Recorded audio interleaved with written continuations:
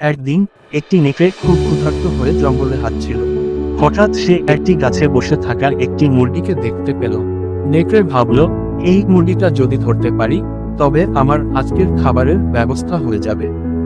নেকড়েটি মুরগিকে বলল, প্রিয় মুরগি, তুমি কত সুন্দর গাইতে পারো শুনেছি, একবার গান শোনাও না।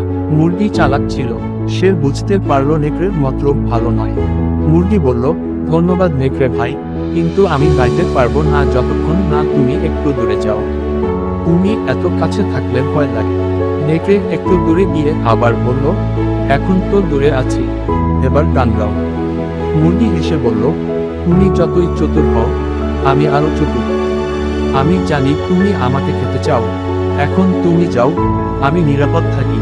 নেকড়ে লজ্জায় লেজ গুটিয়ে